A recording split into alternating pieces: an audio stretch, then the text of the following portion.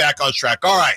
We pay off teases in this business. That's right. And at this station when Chris reminds me to pay off the teases. And Chris, who is the mystery guard from the 6? It's Brucey B. It's Mike Malone's guy, Bruce Brown, who was traded to the Toronto Raptors midway through the season. Everyone will remember the Bruce Brown sweepstakes that happened last offseason where everybody was in a rush. I'm sorry, I said they got him from Denver. They got him from Indiana as a part of the Pascal Siakam trade.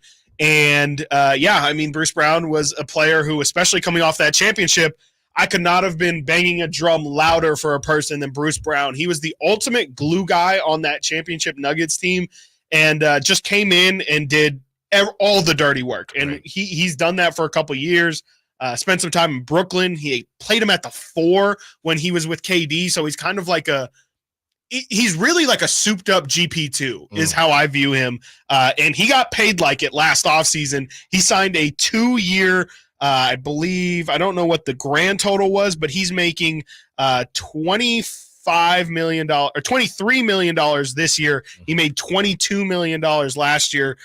So he signed a very, very large contract, and reports have just came out earlier today that the Toronto Raptors are expected to trade Bruce Brown, Alan Stiles, they're not wasting time, by next month. Wow. They are putting now there's not like an official we are 100 this has to be done by a certain date, but I think that's more to set them up in free agency to have money or to maybe be a part of a 3-team deal or something like that. So Bruce Brown is becoming available sooner rather than later on the trade block. And that definitely probably reignites the conversation of should Bruce Brown come to Sacramento. This time, though, the difference would have to be it's via trade, not via free agency. My question is, what does it feel like the Raptors want? Because you're moving off of Bruce Brown, not because he can't play, because his timeline, he's probably, what is he, late 20s, mid 20s? Yeah. He's young. He's older. 28 years old. He's 28. The rest of the crew is turning 20. 25 and below, right? So let's move off of him. He's not in our plans. My question is, do they want young talent or do they want picks? I would guess either one is fine for them. But they're not going to want Harrison Barnes or Kevin Huerter. Maybe Kevin Huerter. And I'm on the trade machine right now, and with the new CBA, Kevin Huerter for Bruce Brown straight up does work.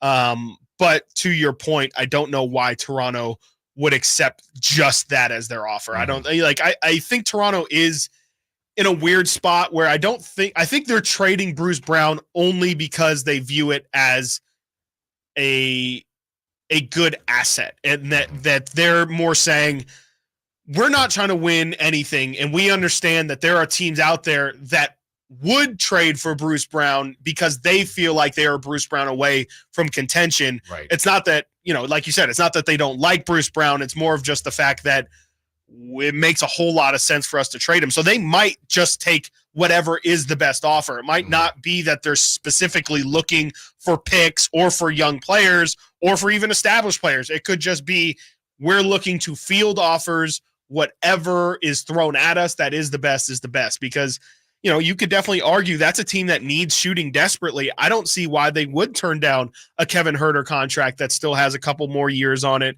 at some pretty digestible salary. That makes sense to me. I would assume you would have to throw maybe Chris Duarte in there, maybe Sasha Vezenkov. That would be to really match, and I guess it would just be to make your bid a little bit more enticing. And if you do that as well, I see a certain Jay McDaniels on Toronto. It's not Jaden, but it is Jalen, his brother. I would, if I'm Sacramento, that's what I'm doing. Bruce Brown, Jalen McDaniels for Kevin Huerter, and either Sasha or Chris Duarte, and that gets done. That is an accepted trade via ESPN trade machine. So that's where I would look if you are going to do it. But I guess that's without answering the question of, is Bruce Brown even really a player that the Kings need? Would you count him as a ball handler, another ball handler? He could be. He definitely can be. I wouldn't put him as like a primary ball handler, but he's somebody who can bring the ball down and initiate offense. I don't know if he's necessarily a playmaker. From the 530, Would you trade the 13th pick and Davion for Bruce Brown? Well, 530. I don't think you could do that. Yeah. Well, Davion's on the 530. rookie contract. I'm not doing it anyway because I got these prospects. And I'm telling you this much right now. You don't want to miss the next prospect that I have. Keep the guesses coming because no one's guessed them correctly yet. That's at 11:45. And then we have Mike Brown extension conversation at 12. But first, coming up next, Clutch confirms